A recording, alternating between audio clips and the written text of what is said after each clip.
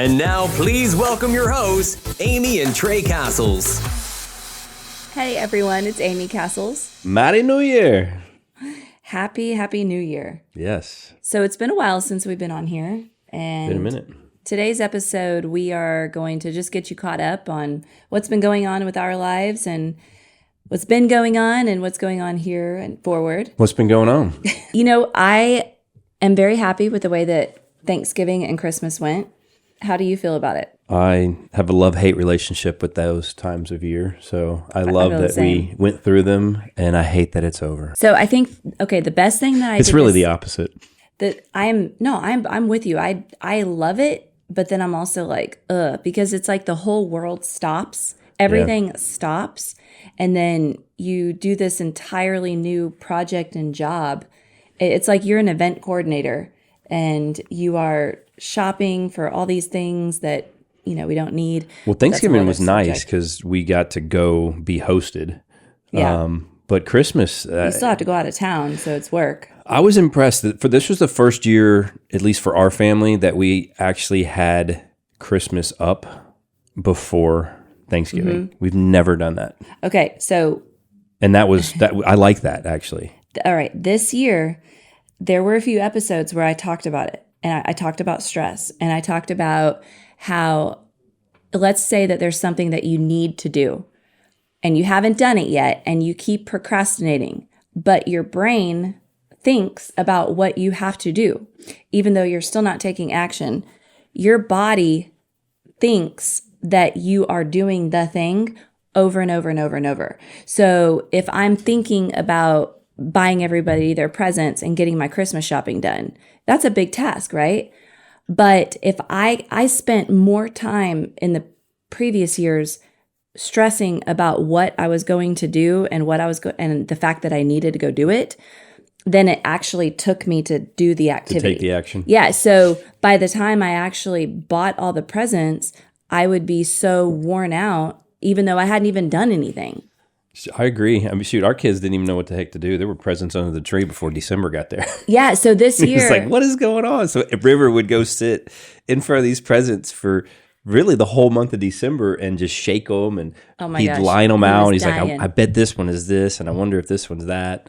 I mean, it was very, very enjoyable to have kind of that whole month of December kind of already lined out before Thanksgiving, going on the holidays, coming back to not having to do it because it's already done.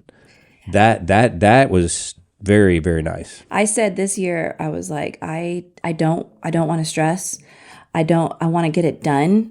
And then that way I can just close that. I can close the drawer. Like, I mean, it's done. Or what is the check it off the list? Check it off the list. I can check it off the list and I don't have to stress about it anymore. Well, and even better too is not only did we have it up before Thanksgiving, we had it down before New Year's. Oh, heck yeah, man. It was like, no way. I had it. We came home from New Year's and it was like house was clean, Christmas. Dude, you did. Oh, you're welcome. Yeah, that was solid. Yeah, you're welcome. I did that. Yeah, you did. I did that. Okay, so here's part of the motivation to get everything done. I had a second sinus surgery on December 6th. Oh, yeah. And we didn't know how I was going to be. So the last time that I had a sinus surgery, the first time, I got a really bad sinus infection. Our fault. We had this humidifier in our room. Apparently, you're not supposed to have the humidity in your house above like 55 degrees. 55. I thought it was diffusing, but it was... We thought it was an essential oil diffuser. No, it was a big humidifier. And I was creating this breeding ground of bacteria in my nose. Yeah, it was a nice incubation. So she got a sinus infection and hemorrhaged and had all kinds of fun stuff at 1, 2 o'clock in the morning back in February. And then it all happened again. So this year I said, okay, I want to have Christmas done and I want to be like almost finished before I go under surgery. So that was the motivation. That was the motivation. That's what got you doing it, because you didn't want to have to be stressed at December 6th and then go through because you were going to be down. And I was thinking it was going to be a 2-week process. It was going to be this horrible experience like it was before where you were just down and in pain. And it was the exact opposite. I was up the next morning making breakfast. Like, dude, you need to chill out. Like, this is crazy. I was on fentanyl, baby. I joke about that, but they do put fentanyl in your IV. But yeah, no, I was up the next morning and I was doing fantastic. So everything was great. We had an awesome Christmas. We hosted almost 30 people coming in and out of our house twice, and it was awesome. And this year my goal was to make as many things from scratch as possible. So you're talking homemade from scratch Pop-Tarts and sourdough bread and quiche, like the crust and everything, biscuits, and it was soup and chili. And we just made so many different things over that time period. Best Christmas ever. So by the time it was all done, like we were done. So we got invited to go up to Normandy for a New Year's Eve party. So we went up there and that was super fun. And then we come home, and that night I was laying in bed, asleep, and I get woken up because I started choking. Whenever you're laying there and you get postnasal drip and it causes you to cough. Well, that's the feeling that I felt, except for I jumped up and went to the sink, and I just started spitting up, like all this blood was coming out. And then I yelled for Trey. He jumps up out of bed, grabs me, paper towels. We can't stop it. It is I'm now hemorrhaging out of my nose. And keep in mind, it had been almost 3.5 weeks from my surgery on December 6th. And the blood is coming out so fast that I quickly put on some pants or changed my clothes a little bit. And I was like, I had that towel over my nose. I'm like, we got to go. And it was just flooding out. And then we go downstairs and it is not clotting. It's not stopping. So I said to Trey, you have to call 911. And you stood there for a minute, like looking at me. And I'm like, who is the first responder here? And I'm like, you call 911. I was sitting there. The only reason I paused is because I was like, okay, let's calm down for a second. We've been here before. Last time we did this, we raced out of the house with your nose plugged in a bucket while it was dripping in a bucket, and we ended up going to the fire station because that's where a friend of mine went when they had an issue. And it was 1:00 in the morning. Nobody was at the fire station, and then finally Dr. Smith calls us back, and he was like, go back home, put Afrin in your nose, do this, do that, and we ended up doing that, and it slowed it down, but it didn't stop it. And he was like, okay, y'all come in to my center, and I will get you checked out. So we drove to the Woodlands, and then he got the center. Hold on. So I was thinking, that was, just so y'all know, that was way back February 2023 that Trey's talking about. I know. So I'm like, all right, we've been here before. We're okay. We don't need to bring the EMS and the paramedics to our house at midnight on the first day of the year. Yeah, we do. And then I looked at her and really started to assess the situation, and I looked at how much blood she had lost. I looked at how pale she was, and I looked at kind of just her eyes, and they were starting to just get really drowsy, and she was about to pass out. And I was like, oh crap. All right. Boom. 911. We called. Literally within about 5 minutes they show up at the house, which was amazing. Yeah, they were there really quick. And they come in, and right when they come in, they hook you up to the deal. They put this little clamp on your nose, and then probably within 2 minutes of them being there, you pass out. And you pass out in the lady's arms, and she's holding you, and you wake back up, and you're like, thank you for holding me. Well, you're soft. Okay. And she was a heavier lady with big old boobs, and she was like laying on the boobs like, you're soft. She was well endowed. Whatever. It's a proper word to say. Okay. Listen, you know those EMS girls, like they're meaty, right? They're strong, and they have to lift limp bodies. Like, they are very strong women. Well, she was very strong and also very soft and cuddly. You were all cuddled up like a teddy bear. She completely caught me when I passed out, and I woke up. Falling off the chair. It was terrible. So they rushed me into the emergency hospital. room. I got to take my first ambulance ride. That was interesting. Thank you. And by the way, we've talked about this before in our podcast. We talked about what happens when you're in a state of fight or flight. When you're in a state of fight or flight, your blood sugar rises. Your body dumps a bunch of sugar into your bloodstream, and that is going to help if you needed to go run away from a bear or something, right? Tiger. Okay, keep going. So they checked my blood sugar in the ambulance, and it was 200. Okay, 200 blood sugar would send one into a diabetic something or another. I don't know. Like if you're diabetic, your blood sugar is 200. It's your thing is beeping at you. Well, he goes, whoa, your blood sugar is at 200. And they were like, what did you eat? I said, I don't eat sugar. I had at 7 p.m. It was approximately 7 p.m. steak, a little bit of potato, and broccoli. This is the conversation you're having in the ambulance with them? Yes, it is. Okay. But no, it goes to show that when you're under a state of constant stress, so I was in acute stress. That was like a one-time acute stress. I'm using this as an example to show that when you are under chronic stress, meaning all the time there's stress, your body is constantly dumping blood sugar into your bloodstream. And therefore, then you use it up and then it drops and then you crave sugar. So a lot of the reason why people crave sugar is because they're under chronic stress and their blood sugar levels rise and fall. Got it. Quick. So anyway, that was just a quick during your story evidence as to some things that we have talked about before.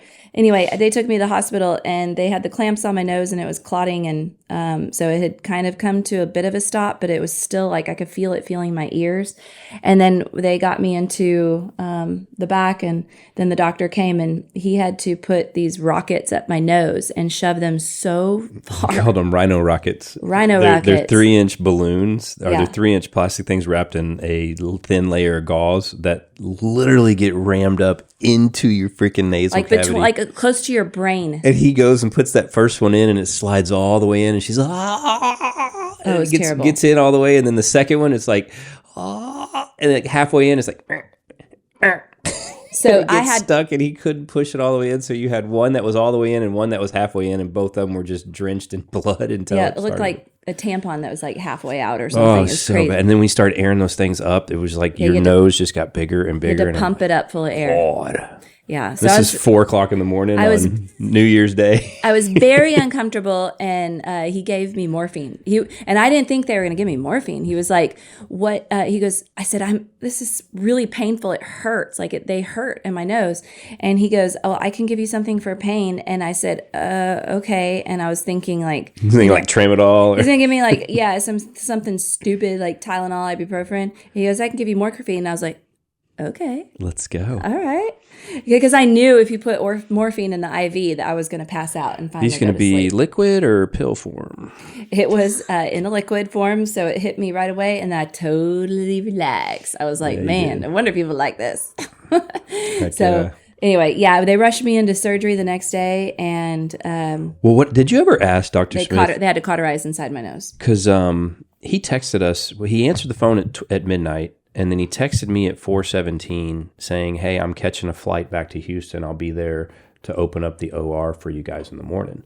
So I don't know if he made a special flight to come back or if he was already coming back, but that was huge for him to do that. Well, I talked to him yesterday about that, and he had we're already coming back. So okay. Right. I said, well, it sounds better for me to say that my doctor flew all the way back just for me. He's just like, rushed through the middle of the night for you, honey.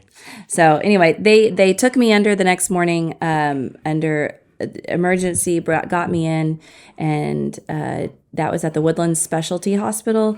They are so amazing there. And I just want to say that when you are in a position of complete and utter vulnerability, where you are relying on this team of people to help get you well, it is the most humbling, just heart-touching thing that you experience that I have ever had.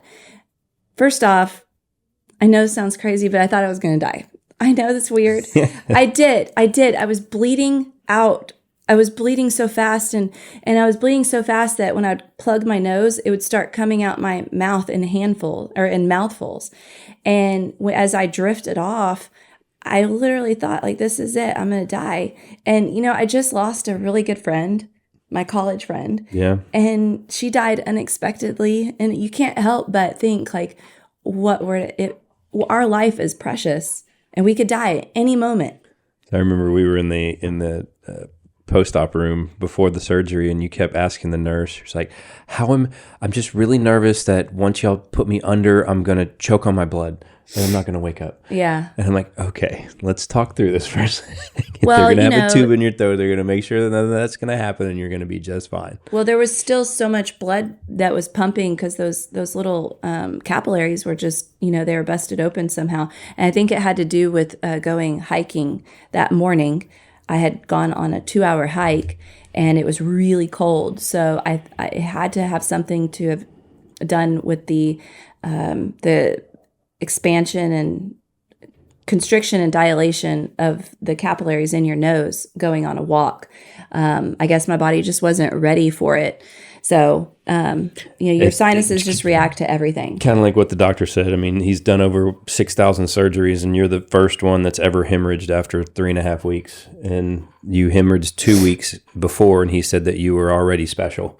And Avery went through the same process and she hemorrhaged too and went back into surgery. So both of y'all had dual surgeries in what should be a singular one. And Avery didn't hemorrhage. She just wouldn't stop bleeding. I guess. So I guess he did have to go back in. Hers was like a slow leak, but anyway, we won't bore y'all with the details. She's just a problem child. She always has been for 25 years. I said, it's been an inconvenience to. I said, Dr. Smith, don't you know I'm high maintenance? But anyway, my point is I'm very thankful for the EMS. I'm thankful for the doctors and the nurses.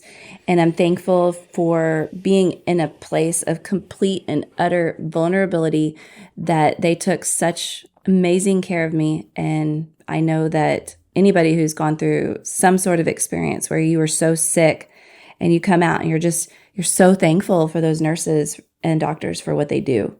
Absolutely. So this is my public thank you to all those in healthcare.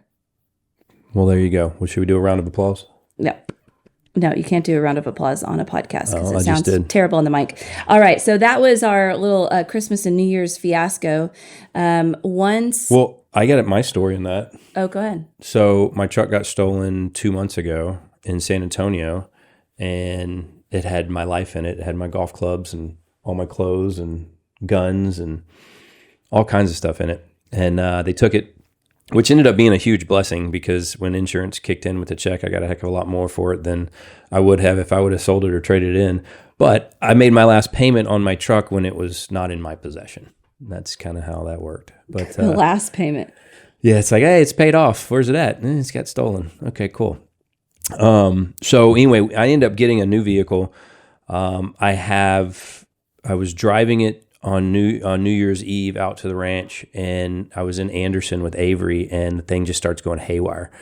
Sensors start coming on, check this, check that. We pull over to the gas station, and it dies. And I'm like, okay, what the crap, dude? This is a brand new vehicle. It's got less than 700 miles on it, and I'm stranded in Anderson on New Year's Eve. And we call tow service. We try and jump it. I check everything I could possibly check, and it's just dead. So they ended up towing it, and everything was closed. So I couldn't take it to the dealership. I couldn't do anything. So I ended up towing it back to Willis, and ended up getting to the dealership on Wednesday, and finally got fixed on Friday. So to start of the year, you had a hemorrhage, and we were at the emergency room at 2 a.m, and my brand new truck was getting fixed for the first week of the year. It was fun, and all mine was a battery. Yeah, thank God. Apparently, they don't check those whenever you buy them. There's 2 different modes or something on the batteries, where they have transport mode and then they have regular mode, and it got put into regular mode and sat for 45 days and drained it down. And these gel batteries, once they get to a certain level of, I guess, deficiency, they don't charge back up. So anyway.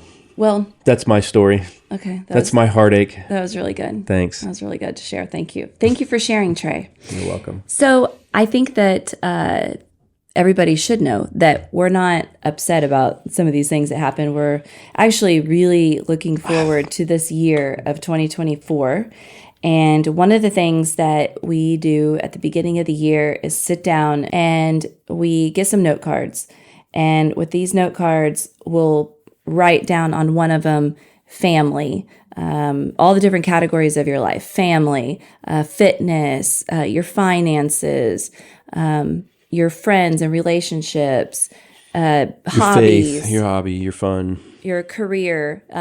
So you can look up online the different categories of your life. And then what we'll do is we'll write down how we wish to feel about that. So let's say that you can choose one word for family. What do you wish to feel about your family? When you think of your family, what emotion would you love to come over you? And maybe that emotion that you want to feel is love. Love is what you're looking for. And then you would rate on a scale of 0 to 10 how you're doing. So if you're feeling like all the love, feeling fantastic, then you're a 10. If you're feeling there's so much anger and animosity and bitterness between you and your family, maybe it's a 3. And then we'll do that for each area of our life. And then you take those note cards and then you just organize them least to greatest. So the whatever you rated as the highest number, that goes in the back. That's less priority than the area that is of low rating. So once you do that, then you can look at your note card and say, okay, I'm wanting to feel love for my family and I'm scoring like at a 3. Then what is a goal that I can make for this area of my life? And what is the action plan that I can put behind it? Yep. So we did that with the kids, and Evan did pretty good with it. I ended up working with him one-on-one, but it was so funny because kids and teenagers especially act like you are just ripping their head off. I mean, they're so dramatic. Them through so much agony and pain. Like, what are we doing? Why are we doing this? Why are we here? What does this mean? This is dumb. I don't want to do this. Okay, are we finished? Are we finished? That is a teenager for you, okay? And then River's over there like, oh, you want me to do this, this, and this? Okay, let me do this, let me do that. And he's just so in tuned and like into it. And then the others are like, yeah, this is stupid. Yeah, River rated every area a 10. Every area was a 10. He was like, I'm a 10. I'm a 10. He's like, I've got money in my piggy bank. I am a 10. I get to have so much. I love my family. I have my friends. Yes, so much fun with my friends. 10. 10. God, we could go back to 7 years old and just the innocence of that. Oh, he's so cute. It'd be he's amazing. So cute. And we tried to explain to the kids that, for us, we rate our career. However, the kids, they rate their school. So their school is their job right now. That is their job. Yep. So they're like, I'm fine. We're good. And one other thing that we've been given the freedom of is what? Okay. Drum roll, please. Ladies and gentlemen, we have a driver. Dun, da, da, da. Okay, all those years that we were like, God, it would be so amazing if we could just hire a driver for the kids. Hire an Uber driver or someone to just drive our kids around because we're literally, as parents, living our life in our car. I mean, you're talking hours, 4 to 5 hours a day, sometimes more between the two of us. And it's by choice. I mean, don't get me wrong. We choose to do that. But I mean, it's such a small window with these kids and it goes by so quick. It's like, let's pour in everything we have because that's what our job is. That's what our role is, what we've chosen to do. You're screwed either way because, well, I guess I should say it's a double edge, not you're screwed. But it's a double edge because you can say, okay, I'm not bringing my kids anywhere. To all this stuff, all these activities. You're stuck with them at home with a bad attitude. Then you're stuck with them at home. Then they're bored, and you don't want a teenager getting bored. They've got to have some purpose. They've got to have something that they're working towards. And it honestly is really good to have other trusted adults in their life. Takes a village. That can mentor and guide them because what you have done as a parent is over. It's not over, but we've set our foundations. Yes. We've set They're done listening to us. Structure. Now it's it's borders. It's keeping them in the borders, giving them a little bit of a rope, letting them hang themselves, pulling it back, correcting, hang yourself, pull back, correct. And it's just kind of this ebb and flow, but we have to treat them now more as an adult. I'm actually treating They're Avery adult almost in like, training. Yeah, it's an adult in training. So it's like, you know, the lecturing and the yelling and the screaming, that's over. It's like, hey, here's what you did, here's why it happened, and here's the consequences, and I'm sorry, but those were your choices. What are you gonna do next time? Yeah. You know, and you take the emotion out of it. But anyway, the beauty of it is we're free. Like literally, there's like 15 hours a week brought back in. No swim practice, take them to school, going to church groups, going to First Wednesdays, Mondays. Go to your friend's house. Oh my God. Life is, and not only is she driving herself, but she's also driving her brother a lot too. Yes. And so they've been able to spend time together because, of course, he loves to go in the car with another teenager. He's like super excited about that. Which we've had to teach him not to just be on his phone and be in his own world, that he's there as a safety net and as a co-pilot for Avery. Yeah. Because it takes two to drive that vehicle, and they need to be working together. I mean, as it takes team. one to drive the vehicle, but she does like having, it's nice to have an extra set of eyes, and she feels definitely more confident in having her brother there. Well, it's funny because I thought that she would just be like ready to go everywhere. But now she's like, hey, can I go here to here? And then I really don't feel comfortable driving here or doing it at this time. Or I can you take me here? And I'm like, no. You go there, you call me, and you come back. And if you need anything, you know, text or call on the way, but you got to suck it up and go, girl. Man, when I was driving, when I was 15, I was like, see ya, I'm going Bye, down Felicia. to Harwin in Houston. I mean, that was like at 15 years old. In your Nissan Sentra with your 12s in the back, rattling the trunk. Yeah. Listening to music. Yeah. So anyway, my point is with the I don't have a point, but with goal setting with the family, I think it sets a really good example for them, and it also is good for us. And it takes time. So if you're going to sit down and make out some goals for the different areas of your life, you may not want to expect that it can be all done in one day. You may be able to only just write down, get your note cards out and write down the different categories, and then work on one area per day. And then once you have your goals set for each area, then you make out your action plan for each. And then now this is where having something like a prayer board or a prayer journal or something where now you're praying about it, because you may have goals that are for your career or your friendships or hobbies or whatever, but you would be foolish to believe that you're not going to have the negative emotions come in.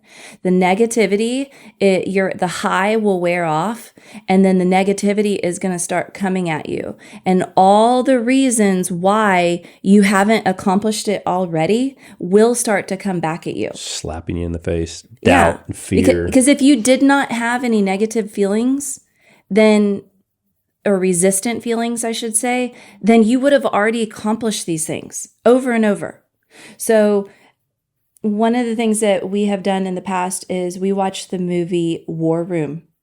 And it's my favorite movie. It's kind of cheesy, but actually the kids love it. And I think that every single year when you watch something on repetition, you catch new things. If you ever watch a new movie or watch a movie, you watch it a couple of times and then a couple of years later you watch it again, you're going to catch something new. So with the movie War Room, it's teaching you all about your prayer life. And make no mistake that every single goal that you have can be something that you pray about. Anything that you desire for your life can be something that you pray about and ask God to come alongside you. Now, Trey, you were talking this morning about have hard times and the faith and hope that you've been feeling right now. I'm not having hard times in my faith or my hope. No, I'm talking about just this time of year is a slow time for work for many different industries. It's the post-Christmas, everybody's credit cards are racked up. People aren't spending a whole lot of money. I mean, it's tight. Like it's winter. It's a dark winter. It can be a very stressful time right now. Not only are people feeling the financial stress right now, but you also have the weather where it's really cold and people are inside more. So they're not getting as much sunshine, which has an effect on your happiness and your mood.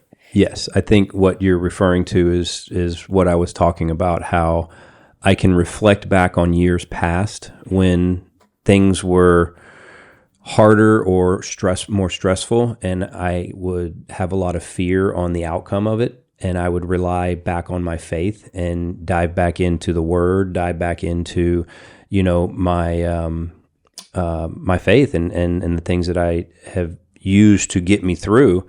And it's a cadence. And when things are going good, you kind of forget on how you got there. Because when things are bad, you're grasping for anything and everything that you can do to feel, stable and have hope and have faith.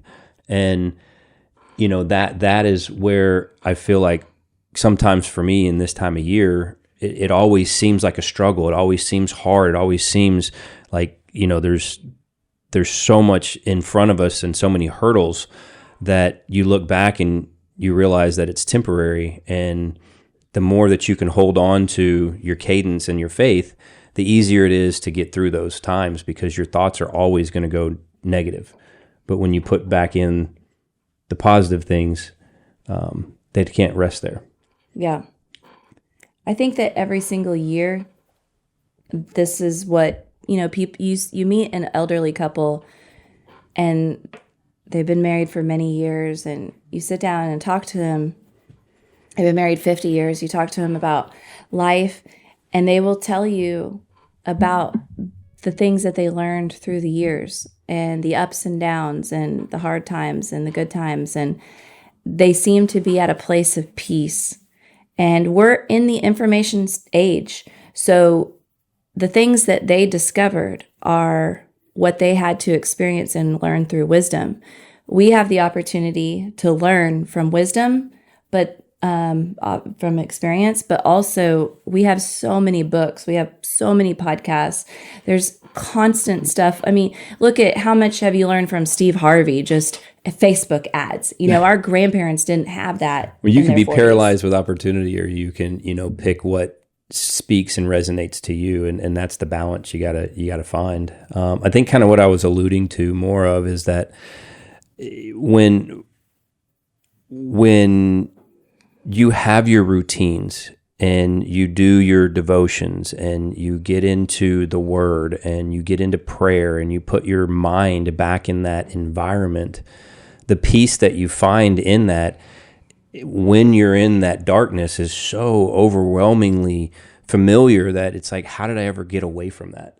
But your mind always races out of that once you kind of get into things start becoming easier, all the things that you're desiring are starting to take place, and it's like you forget that it was because of your prayer and because of your devotion and because of what you were doing with your faith, and that God was leading you.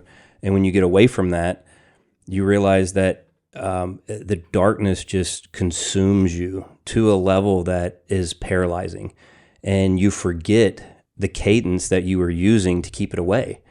And so for me, when that darkness comes, I go back into my faith, I go back into the Word, I go back into those cadences, and I say, I can do all things through Christ who strengthens me. And those things repetitively coming in, when you say that one verse, it's God's Word. And so whatever is in you that has darkness, that little bit of a phrase kicks that little bit of darkness out. You say it again, it kicks more. You say it again, it kicks more.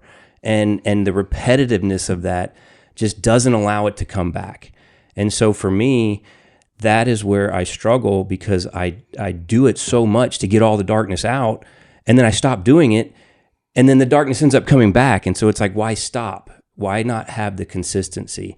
And so that's what I'm working on this year, is keeping my consistency with my faith, keeping my consistency being in the Word, because there is no darkness that it can exist with light. And I think I'm finally realizing that as I mature in my faith and I mature in, what has gotten us here. And it's just putting all of your trust into God's kingdom and making him be the one in control of your life. And the more that you can rest in releasing control and giving it up to him, the more peace you're going to have. But you got to recognize that and surrender. And that's my biggest problem, is surrendering.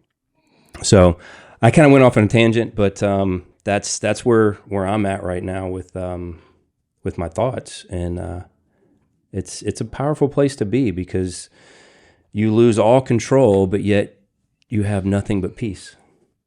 It's pretty cool. I see a difference in the way that you're handling stress and, some of those emotions that are coming in, and it's incredible to watch, and it's inspiring. I see it. We've both gone through so much through the years, and just like everybody's gone through so much. We're humans. If you're alive and you're in your 40s, you've gone through some crap. Hey man, it's hard to put on that shiny freaking smile and walk through life like nothing's going on that's negative. I know for me, I get away from what you're talking about, just, getting into the word and praying and doing your meditations and all those. And for me, journaling, I get away from those when I don't make it a priority. So for example, this morning, I think that boils down to discipline too. It's so this 100% morning, it is a discipline. It is. I got up and I went and started doing dishes like right away. I could have taken just 20 minutes to journal, to pray, to read a little bit of scripture, and could have, fed myself with that versus doing an activity that was for an instant gratification. You are investing in yourself when you are taking time to get in the Word. You're investing in your relationship with God when you do that. Yeah, and it is a discipline. I started watching, so Chosen 1 and Chosen 2, I binged when they first came out. And I was joking at the office yesterday. I was like, yeah, I watched Chosen, so I've read the Bible. I'm good now. It was like the video version of the Bible. And because season 3, I was waiting for season 3 to come out, and it finally, I guess it dropped earlier this year or last year, and I didn't pay attention, but I saw season 4 was coming. I was like, man, when did season 3 drop? So anyway, I started season 3 2 nights ago, and it's absolutely invigorating. I love that show because it in my mind, when you read words, you can envision, what was going on and what was happening, and you kind of put your own creativity in maybe what was happening. But then when you watch a movie, it can bring some of your own creativity to life, but then allow somebody else's creativity to come in there, and you get a different perspective, but you're still getting the word. Because the way that I feel like they did it was very scriptural, based on the foundation of what he was doing. And it was such an amazing way to see his life and see his walk. When he says, follow me, you get to actually see what he was doing to understand what it meant to follow him. And then for me, I'm able to look at that at night and then wake up the next morning and try and become more Christ-like and become more into that world, because it's such a peaceful place when you're there. And I don't know, I'm just in a very spiritual place right now, because there's so much chaos going on around me, and what I'm grabbing on, I think that the statement was, I read, is the only thing that you can grasp without losing your soul is God's hand. Anything else you grasp, you're risking your soul, because God is who you need to grab in any and all things. So, I don't know. Ladies and gentlemen, I think Tray should lead the show now. Good job. How did we get on this? I don't know. I love how you opened up. I love it when you just free flow and just go into it. I've been praying for peace in stop caring about what people think, stop worrying about others, and just be more of what I feel like God's called me to be. I don't know or recognize my gifts yet. I'm still opening up those doors. I'm still having confidence in what I'm supposed to be doing on this earth, but I'm learning the hard way. I can tell you that, through a lot of failures. What is your word for the year? Relationships. Is that a it's relationships, and I look at that. If you can pull that in all categories. I told you I wanted to better my relationship with you. I wanted to deepen my relationship. Each year, our kids get into a different phase of their life, so I have to change my approach to meet them where they're at. Because if I just stay where I'm at, they're going beyond me, and so it's a constant regroup. It's a reset. Okay, Evan, you're here. Avery, you're here. River, you're here. I've got to do these things now with Evan, these things now with Avery, and these things now with River. So it's a constant, I guess, updating of how to make that relationship better.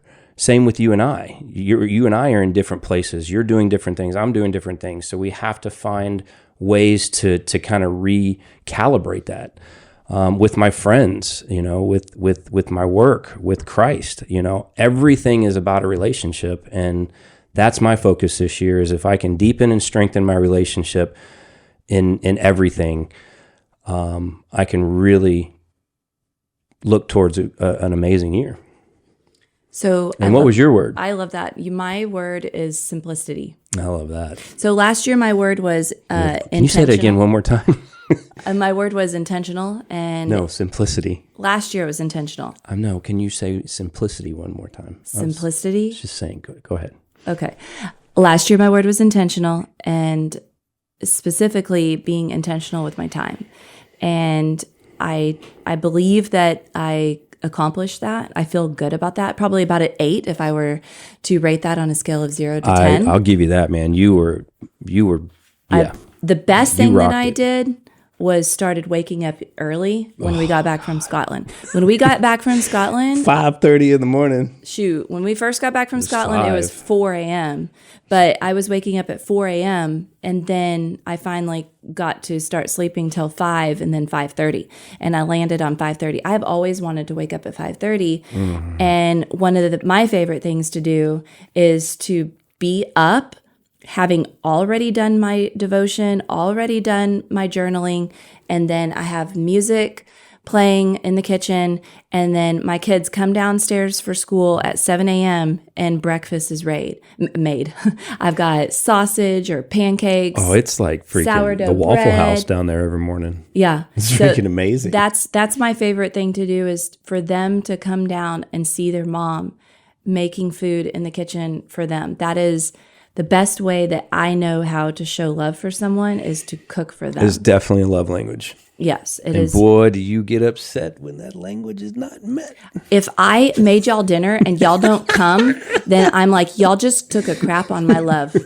That's how I feel. I'm sticking to it. Well, sometimes it's like, if you're not at the table while it's steaming hot, you're just living. Because moms like their food steaming hot. We don't want cold food. I'm a lukewarm kind of guy. Yeah, well, you can go sit there and blow on it. Get me a drink then or something, because I always seem to miss my water. I will call everyone to the table, and then it'll be like 5 minutes, and then hold on. I'll say, everybody get their drinks. I'll go sit down. Do I have a drink? You might give me a drink. No, I don't have a drink. Nobody made me a drink. I don't even have a dang fork, but they all got a fork. Oh, and they're ready to eat. And by the way, if I call them down too early, they're like, why did you call us down? Dinner's not ready. I'm like, I'm going to slap y'all. I'm going to slap. And then what really ticks me off is if y'all have phones at the table and y'all start checking your phones, or if you actually, really, it's just like... Well, no, we've got new rules. I mean, we've got old rules, but we're enforcing them. There's no phones at the table. You're the worst. I am not the worst. You're the worst. What? Jeez Louise. Okay, you know what? I'll do better. Thanks. Because it feels like you just crapped on my love. You just crapped on my love. Anyway. More like a pea inning crap. Simplicity is my word, because I also tend to do things very difficult. I make everything more complicated. Yes. And I go a little nuts. And like, hey, I'm going to make some fresh biscuits. Bomb goes off in the kitchen. We've got 3 biscuits and 2 hours worth of cleaning. And I burned them. It's like, what the heck just happened? So anyway, simplicity. Can we go buy some biscuits? Simplicity is my word, and that's it. That's my word, and I'm sticking to it. So we'll see how that goes. I'm relationships, and you're simplicity, and I didn't have a word last year, and I fed off of your word intentions, and I kind of was like, that's stupid. What are you doing? Blah, blah, blah. It wasn't intention. It was intentional. Yeah. And then I saw. You always copy me. What, you try to piggyback on my stuff. Hey, man, you got a lot of good stuff. Sometimes I don't give you credit for it. No, it's because you're lazy. Well, that's true, too. Well, you're not. You get up at 5:30, and you're like, I'm like, what are you doing up at 5:30 in the morning? She goes, I get up early now. Yeah, I decided. Call me a loser, and I go back to sleep. It's like, don't be a loser, get up. And I was like, no, I'm going to be a loser. Let me just say that, and we got to end this because we're going over, but the day that I come home from this surgery that I had last week, we come home and we stopped and got soup. And so I go lay down in bed and I'm thinking Trey's going to like wake me up any minute with some soup and like some, soup in bed or whatever. No, I wake up like 4 hours later and Trey's right beside me asleep. And so I'm like, I'm still hungry. I'm hungry. I haven't eaten yet. So I go downstairs and I look for the soup in the fridge. No, it's still left in the car. So I grabbed it out of the car and then I heated up the soup for myself. And Evan is like, I'm hungry. And River's hungry. So I made them some soup. Hey, I was traumatized. And some dinner. And I go upstairs and Trey's like still asleep. And then I'm like, okay. So I go back downstairs and me and Evan watch a movie. And I go back upstairs at like 9 o'clock. I'm like, I guess you're going to just sleep the rest of the night. I slept from 4 in the afternoon. No, 3 in the afternoon. It was earlier than that. We got 3. We got home at like 1, 2. No, we didn't. Let's just call it 3. Okay. From 3 in the afternoon till 7 o'clock the next morning. Yeah. Trey, he felt was like a champ. Yeah. You stress me out, man. Listen, I can handle any kind of pain thrown my way, but when pain's inflicted on somebody that I love and care about and I can't do anything about it, it's agonizing. And well, you also thought you were going to have to take off work too, so you were really stressed about that. Well, I'm just trying to make it sound good for you. You know what I mean? Yeah, you were not worried about my life. I was worried about you. You were worried. I was about worried that getting if you back. weren't in my life, how hard my life would be. Yeah, exactly. Okay, thanks everyone for listening. We'll be back next week. Thanks. Bye. Happy New Year. Take care. Have faith. Thanks for listening to another episode of According to the Cassles with Amy and Trey. Be sure to subscribe wherever you get your podcasts so you never miss an episode. To stay up to date with the Cassles, follow Amy on Instagram @acassles. Until next time, have faith, enjoy life, and love abundantly.